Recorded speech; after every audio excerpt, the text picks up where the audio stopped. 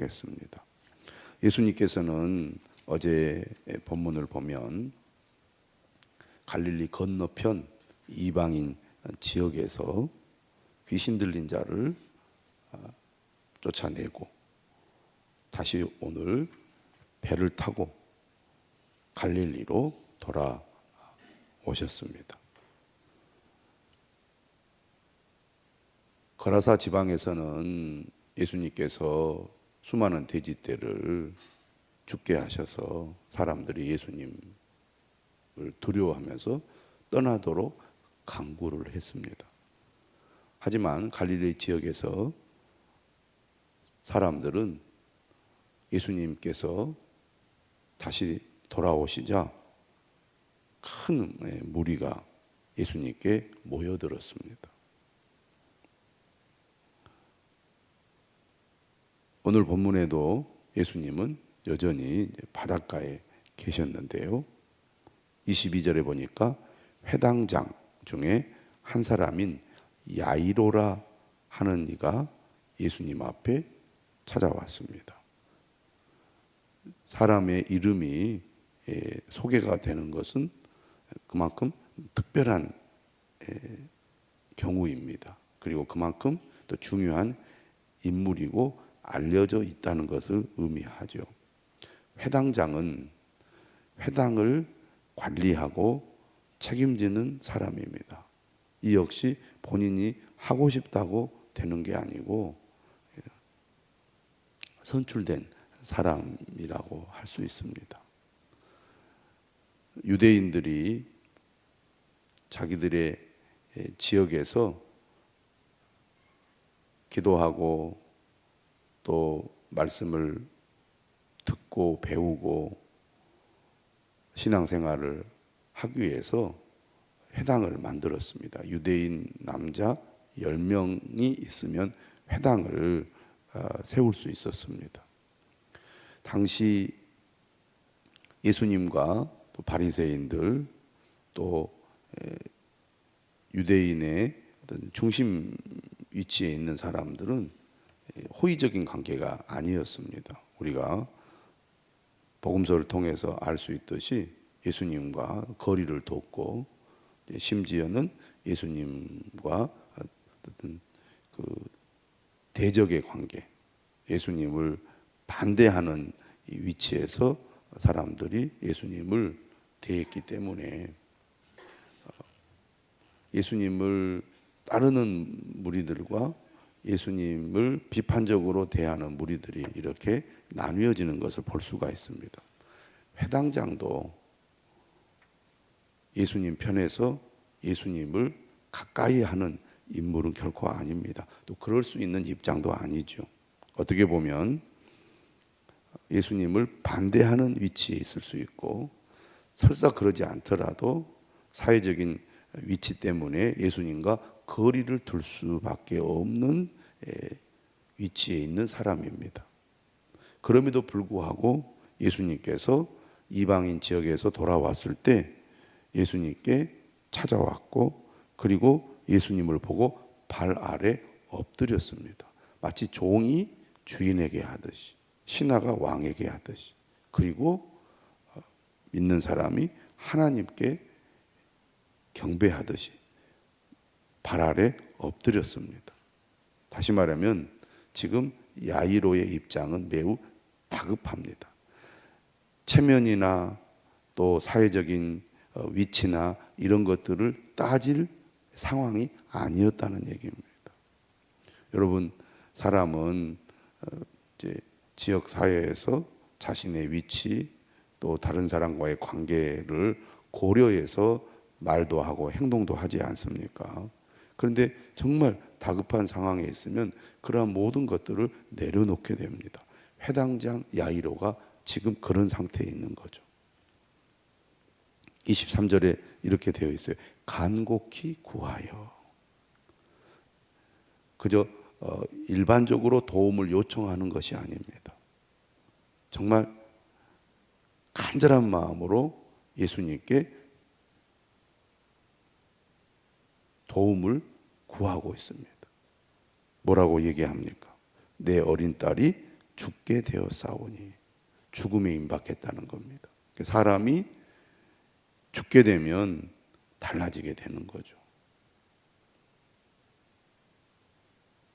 다른 것 따지지 않게 됩니다. 주변 사람 의식하지 않게 되죠. 정말 내가 간절히 원하는 것을 얻을 수만 있다면 지푸라기라도 잡는 심정으로 찾게 되어 있습니다. 우리가 하나님을 믿고 따를 때 회당장 야이로와 같은 절박함, 간절함이 있어야겠습니다. 그런 믿음이 우리에게 필요합니다. 왜냐하면 우리 역시 하나님의 구원이 절대적으로 필요한 존재이기 때문이죠. 이렇게 얘기합니다. 내 어린 딸이 죽게 되었사오니 오셔서 그 위에 손을 얹으사 그로 구원을 받아 살게 하소서.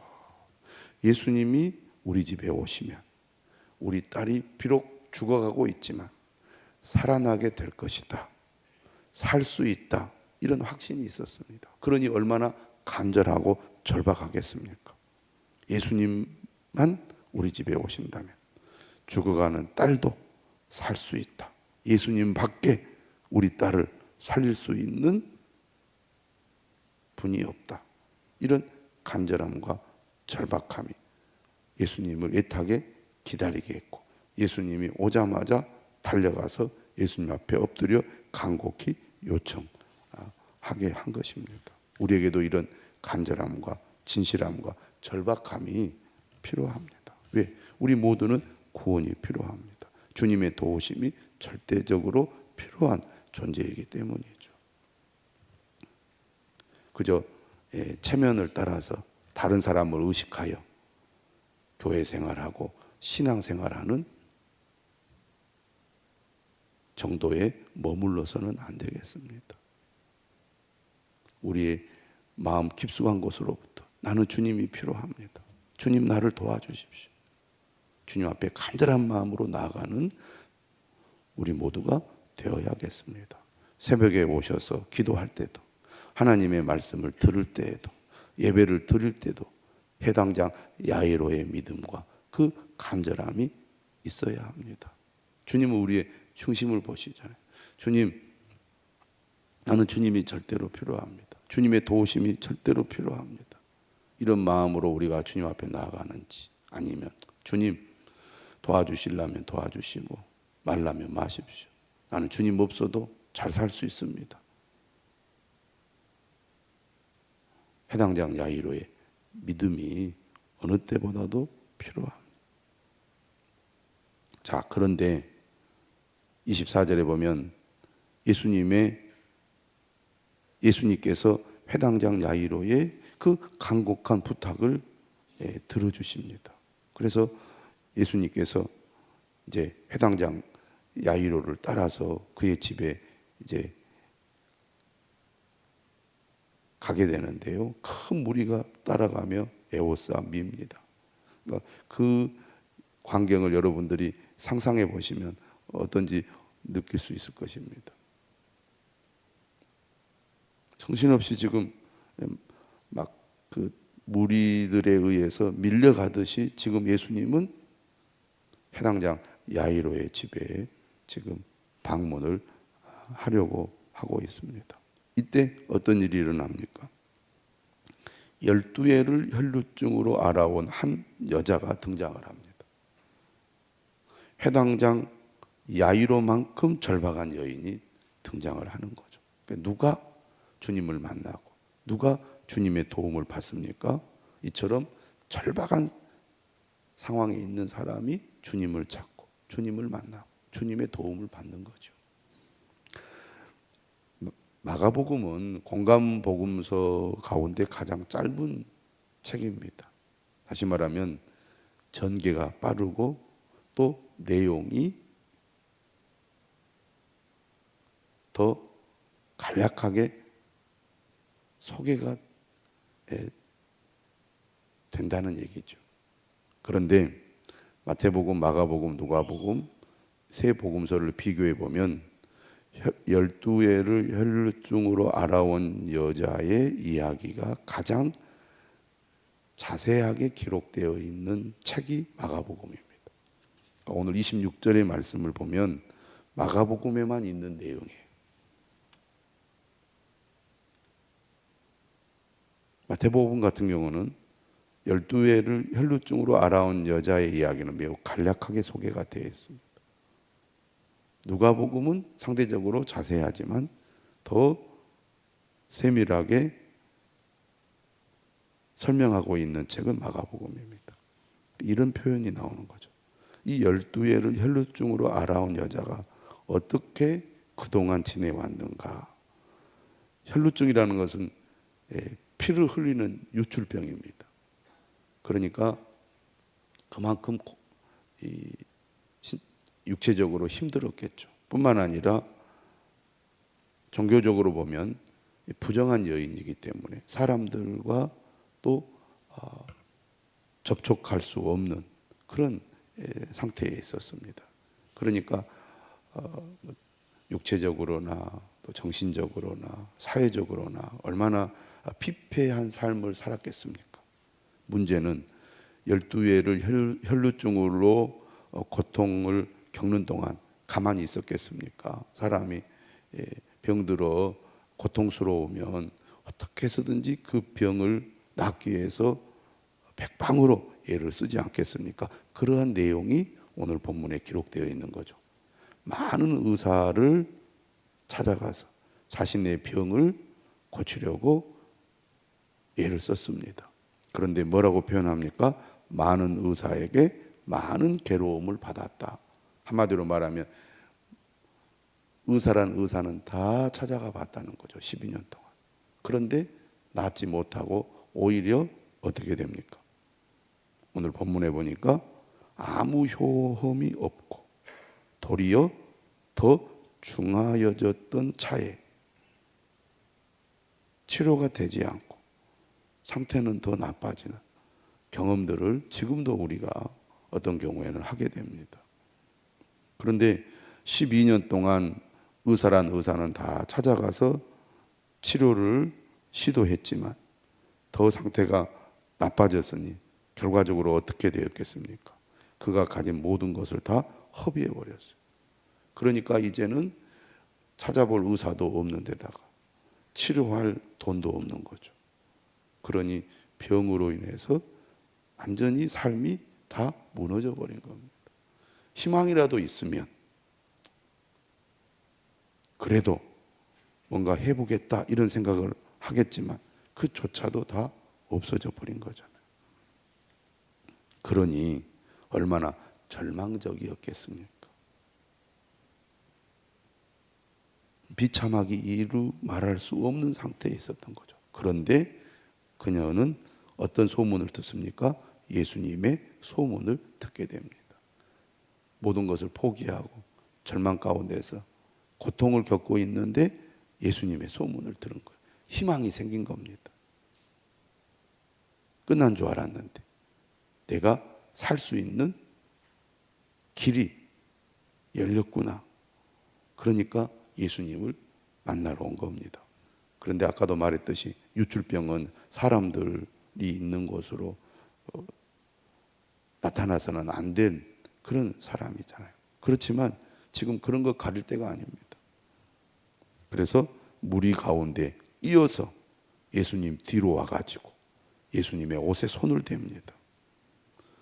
이 여인은 어떤 믿음을 가지고 있었느냐? 이는 내가 그의 옷에만 손을 대어도 구원을 받으리라 생각함일러라.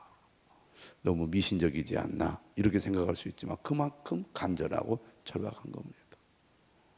우리가 정말 죽어가는 상황에서 마음이 절박하면 내가 주님 앞에 나오기만 해도 주님이 나를 도와주실 거다. 이런 마음이 생기잖아요. 주님은 중심을 보시는 분이니까.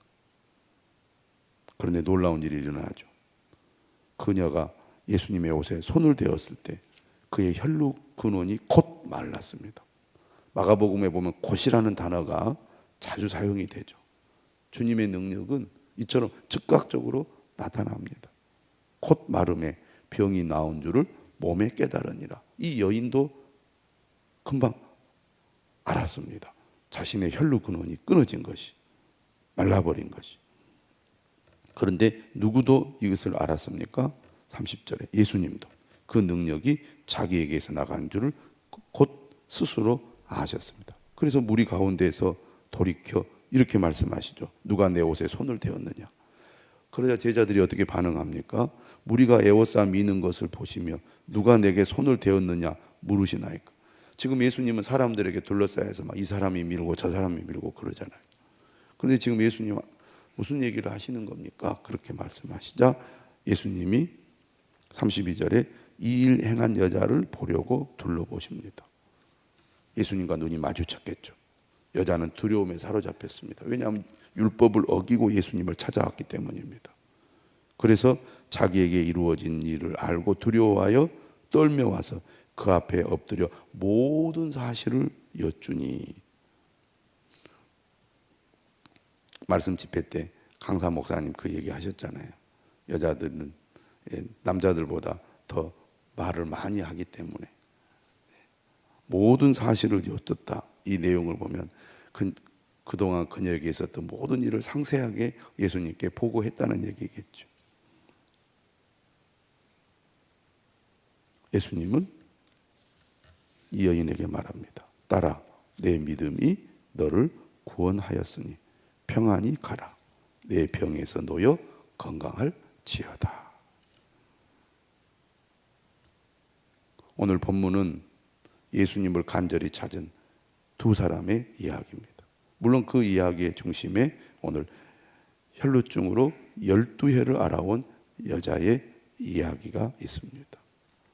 오늘 우리에게도 이런 간절함, 절박함, 주님을 간절히 찾는 믿음, 그 믿음이 있어야겠습니다. 여러분은 어떻습니까? 주님을 어떻게 믿고 있습니까? 주님을 어떻게 찾고 있습니까?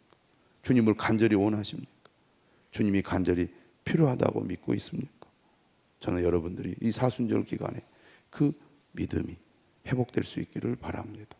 새벽에 기도할 때도 여러분 이 해당장 야이로처럼, 그리고 12해를 혈루증으로 앓았던 여인처럼 간절한 마음으로 주님을 찾고 주님을 구하시기 바랍니다. 입을 열어 기도할 때 성령께서 저와 여러분의 마음을 움직여 주시고 새롭게 하시고 또 우리의 기도에 은혜를 주실 줄로 믿습니다.